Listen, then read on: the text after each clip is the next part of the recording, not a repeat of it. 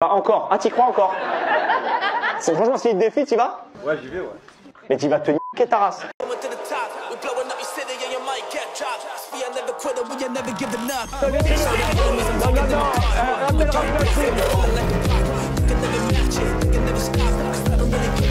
Vous fumez, monsieur? Le football, il a changé. Oui. Peut-être. Ouais, c'est Laurent de la Mousse, bienvenue aujourd'hui pour une nouvelle vidéo et j'espère que tout le monde va bien. Messieurs, dames, aujourd'hui, un programme riche et varié. On va parler de Cyril Hanouna qui raconte la rencontre entre Brigitte Macron et Emmanuel Macron. On va parler de Dylan Thierry, de Booba, de Sadek, de Riette le Sanglier et bien d'autres sujets encore. Avant de partir pour cette nouvelle vidéo, c'est le moment de soutenir la chaîne et moi-même en mettant votre plus gros pouce bleu, votre meilleur commentaire. On n'oublie pas de s'abonner en activant la cloche pour pas rater les prochaines vidéos. On fait de même sur la chaîne principale, la chaîne Mousse. La partie 2 sur Ilan Castronovo est sortie hier, donc n'hésitez pas à aller voir ça, je vous mettrai le lien en description. On me follow sur Insta, sur TikTok, on me rejoint sur Twitch pour les lives du dimanche soir à 21h30. Et maintenant que tout ça est fait, on va chercher à boire à manger, on se met à l'aise et moi je m'occupe du reste. Alors on va commencer par quoi? Humour. Dylan Thierry défie Booba. Ah oui, hier on a une vidéo qui a été postée par l'humoriste Nino Arial sur TikTok et lors de cette vidéo il est en plein spectacle. Sauf que dans la salle il y a une célébrité. Ouais, je vous assure, je dirais même plus, un chef d'état, le roi de la Libanie. Ce soir dans la salle, il y a un influenceur qui est venu me voir en spectacle. Voilà, Dylan, exactement. Vous connaissez Dylan Si, Dylan qui l'avait fait Koh-Lanta était arrivé en mocassin. Et il s'est battu contre le plus petit influenceur de il a perdu au bout de 2 minutes. Et après derrière, il avait dit quoi?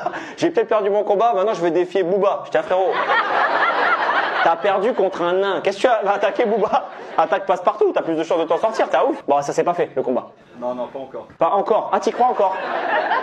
Franchement, s'il te défie, t'y vas? Ouais, j'y vais, ouais. Mais t'y vas te niquer ta race. Toutes les facettes, poum, poum, poum, poum. Dylan, c'est quand même l'inventeur de la Libanie. En gros, Dylan, un jour, il fait une pub pour vendre des sacs. Il fait une story, il dit « Ce produit, il est génial. En plus, le tissu, c'est pas n'importe quoi. Il vient de Libanie. » Et il continue tout droit. Comme s'il n'avait pas dit une dinguerie. À deux doigts de dire, juste à côté, il y a l'Espadrille. Tu sais, c'est un petit pays où on mange des tapas. J'ai dit, mais pourquoi? Mais t'es con? Ou t'es con? Et il m'a dit, non, mais frérot, en même temps, moi, tu sais, je suis luxembourgeois, je parle 3 langues. J'ai dit, man, parle-en déjà une correctement. Et tu t'es marié. Oh là, il va grimper, il va se niquer les dents. Mais vous n'avez pas consommé le mariage encore? Non, non, bien sûr. Non, non, oula, c'est carré. Il a baisé toute la terre sauf elle.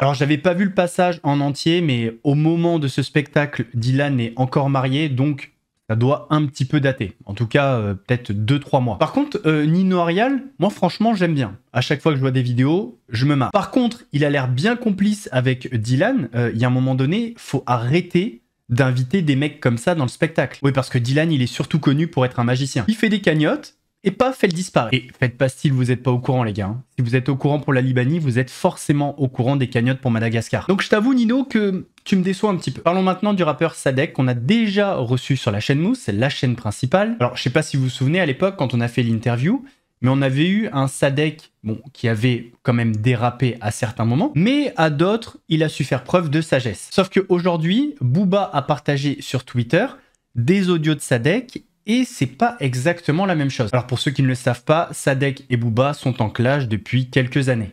Je te mens pas frérot, t'as vu c'est la guerre des réseaux, ça veut dire il faut être le plus drôle possible. Mais en vrai de vrai il m'a fait craquer gros, j'ai envie de lui mettre une balle dans la tête, pas autre chose. Et un jour il va se manger une balle dans la tête, tu verras. Et c'est tellement ce que je veux, que je m'en bats les couilles que tout le monde le sache, la prison, le truc, je veux vraiment lui mettre une balle dans la tête. J'ai rien à voir avec les schmettes avec qui il a eu affaire avant. J'ai toujours fait tout ce que je devais faire. Et t'as vu me faire passer pour un fou, me faire passer pour Zama, j'ai peur ou je vais porter plainte. Bah malheureusement ça me touche dans mon ego. Parce qu'on est tous des humains et on est orgueilleux. C'est comme ça. J'essaye de combattre l'ego et c'est pour ça que j'essaye d'être drôle. Parce que lui il voit ça. On espère bien évidemment que ça n'arrivera pas. Discutez-en. Faites un octogone. Parlons maintenant de la Terre et d'un YouTuber américain. Sur sa chaîne YouTube Géranisme, Gérant Campagnella publie des vidéos à caractère complotiste. Il parle de l'espace par exemple, mais surtout de ses convictions platistes. Et Gérant, il est tellement convaincu du fait que la Terre soit plate qu'il a décidé de mettre à l'épreuve ses convictions. Il a donc décidé de participer à un projet qui s'appelle The Final Experiment, désolé pour l'accent, un projet collaboratif entre 48 YouTubeurs, 24 qui pensent que la Terre est plate et 24 qui pensent que la Terre est ronde. Ils se sont donc rendus en Antarctique pour bien vérifier que le soleil était présent pendant 24 heures dans le ciel. Et là-bas, voici ce qu'il a découvert. Sometimes you are wrong in life. And I thought that there was no 24-hour sun. In fact, I was pretty sure of it. But I respect Will Duffy for being a stand-up guy, at least in the way that he kept saying it was true. I kept saying it wasn't. He said, "Do you want to go? I'll take you," and brought me here. And it's a fact. The sun does circle you in the south. So what does that mean? You guys are gonna have to figure that out yourself. Don't listen to my beliefs or my opinion. It shouldn't matter to you.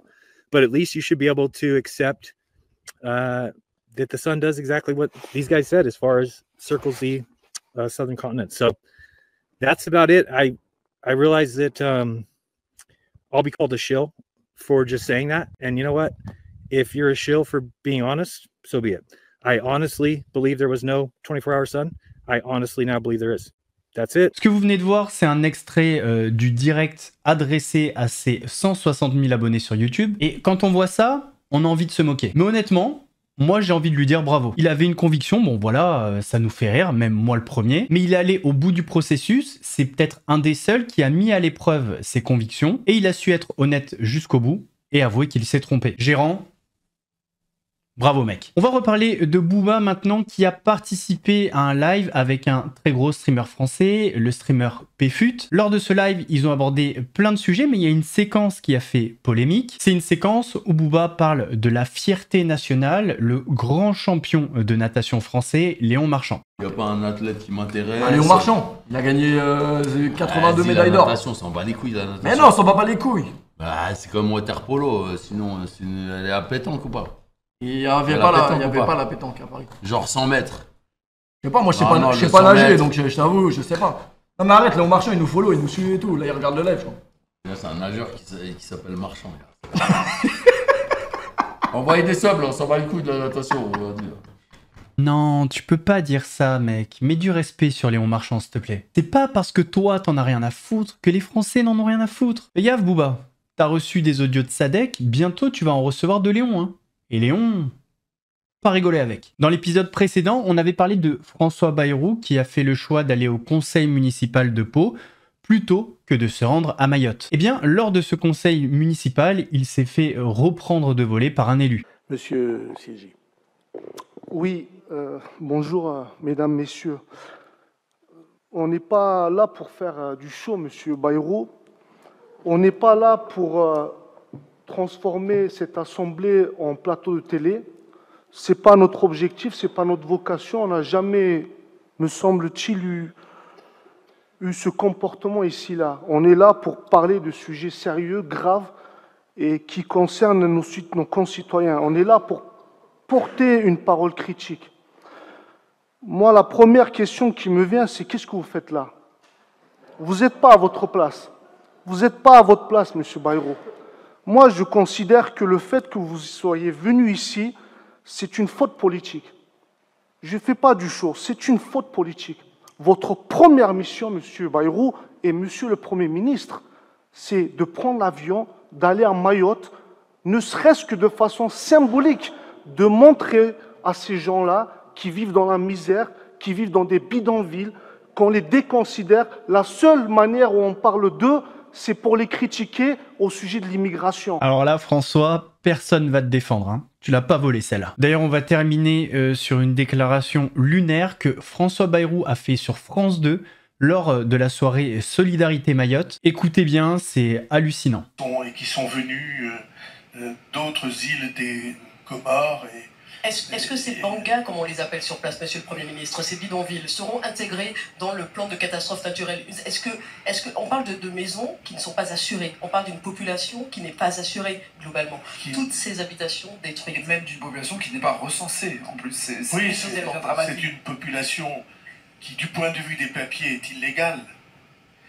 Et du point de vue de la vie, ce sont des hommes. Est-ce que c'est le sujet aujourd'hui de savoir si c'est légal ou pas légal? Justement non. Voilà. Justement non. Ce soir tout le monde est mahorais. Eh ben si c'est pas le sujet, t'en parles pas. Alors quand je vous disais on va terminer par ce discours de François Bayrou, c'était en terminer avec François Bayrou. On a d'autres sujets à traiter. Parlons maintenant de l'activiste écologique Paul Watson. Paul Watson était depuis 149 jours enfermé dans une prison au Groenland. La faute à un mandat d'arrêt international lancé par le Japon pour des faits qui remontent à une campagne lancée en 2010 par Sea Shepherd contre la flotte de pêche japonaise. Alors, depuis tout ce temps que Paul est enfermé en prison, le gouvernement danois est sous pression. Le Japon exige que le Danemark livre Paul Watson au Japon, où il encourt une peine de 15 ans de prison. Et ce mardi 17 décembre, le gouvernement danois a pris sa décision. Ici, le gouvernement danois, allez vous faire foutre. Évidemment, je suis content de sortir, ta question elle est complètement con, je suis dans 6 mètres carrés depuis 149 jours. Non, je vais juste terminer par dire fuck le gouvernement japonais et vive les baleines. On a maintenant une petite anecdote sympa sur Brigitte Macron, racontée par Cyril Hanouna. Et donc, c'est vrai que Brigitte Macron était dans la classe de la fille. Brigitte Macron, la grande fille. La grande fille. Exactement. Et elle lui a dit, il y a un gars dans la classe, c'est un génie, il connaît tout sur tout. C'est un truc de fou, c'est une encyclopédie, tu lui demandes n'importe quoi. Un peu comme vous finalement. Et un peu comme moi, non, il est au-dessus. Et voilà, il lui dit, il faut que tu le rencontres. En plus, c'est un fou, c'est un original, tu vas voir, voilà, il déconne tout le temps, etc. Et c'est sa fille donc qui lui a présenté Emmanuel Macron. C'est une histoire magnifique. Et c'est vrai qu'elle voit ce mec qui connaît tout sur tout et qui en plus très sympathique, très marrant. Jeune homme très mineur aussi, hein, il faut le dire. On a parlé tout à l'heure de Paul Watson, qui est un activiste écologique, passionné et grand défenseur des animaux. Eh bien, on va reparler un petit peu du même sujet. On va reparler du sanglier Riette. On en a déjà parlé la dernière fois de cette histoire. Elodie a un jour découvert un marcassin dans ses poubelles. C'était donc une laie, la femelle sanglier, et depuis, eh bien, elle l'a gardée. Riette a grandi, s'est parfaitement adapté avec l'environnement, les chevaux, les chiens d'Elodie et Elodie. Mais aujourd'hui, le sanglier est menacé d'euthanasie, Elodie est menacée d'amende, de prison, et aujourd'hui, elle est complètement à bout et elle a décidé d'appeler Julien Courbet. Elle n'endort plus la nuit, ça fait 1 an qu'elle ne dort plus parce que... peur qu'ils arrivent un matin, mais oui, c'est ça, sans prévenir. Bon, Elodie est en train de pleurer, mesdames et messieurs, je vous le dis, parce qu'elle a tellement de peine, elle est tellement fatiguée, elle stresse tellement que... Elodie, on va y arriver. Non mais vous avez vu, c'est absurde, il n'y a personne pour répondre, il n'y a rien... Bon, c'est pour ça que monsieur le préfet Pascal Courtade, voilà. Mais la question c'est qu'est-ce qu'ils branlent dans cette préfecture? Ils ont rien d'autre à foutre. Donc je vais parler aux peu de personnes qui verront cette vidéo, je vais vous mettre le lien de la pétition en description. Allez la signer, s'il vous plaît. Sauvons Riette, les amis. On va terminer sur un débat houleux qui a eu lieu sur le plateau de BFM. Lors de ce débat, Manon Aubry et Julien Audoul se sont un petit peu frités. Et à la suite de cette altercation, mais surtout des propos de Julien Audoul, Manon Aubry a parlé sur Twitter de sexisme et de mépris des femmes. Mais détendez-vous, non, alors là, vous dites des énormités. Vous dites des énormités, madame. Attendez. Prenez un verre d'eau froide et calmez-vous. Non. Attendez. Non, Julien Audoul. Attendez, Sandrine Rousseau. Là, on va mettre les choses extrêmement au clair. Julien Audoul, on ne parle pas comme ça. Comment ça, on ne parle pas comme ça à des débattrices. On ne dit pas prenez un verre d'eau et calmez-vous. Ce sont des choses qui sont inacceptables dans un débat. Non, excusez-moi, Julien Audoul. Les petites querelles lors des débats politiques, c'est plutôt habituel. Est-ce que, selon vous, les paroles de Julien Audoul peuvent s'apparenter à du sexisme et du mépris des femmes? L'espace commentaire est à vous. Débattez, messieurs, dames. On arrive à la fin de cette vidéo. Aujourd'hui, on a traité pas mal de sujets, il faut le dire. Si la vidéo vous a plu, votre plus gros pouce bleu, votre meilleur commentaire, n'hésitez pas à me donner votre avis sur les sujets qui vous intéressent. On n'oublie pas d'aller sur la chaîne principale, la chaîne Mousse, pour voir la deuxième partie sur Ilan Castronovo. On me rejoint sur Insta, sur TikTok. Nous, on se retrouve demain pour une nouvelle vidéo. En attendant, prenez soin de vous. Laurent de la Mousse vous salue. C'est mousse, très frais comme une mousse. Léger comme le houmous, piquant comme un pimous. Un gros lion te course, tu cries, t'as la fausse. J'arrive à la rescousse. Regarde, ouais c'est moi.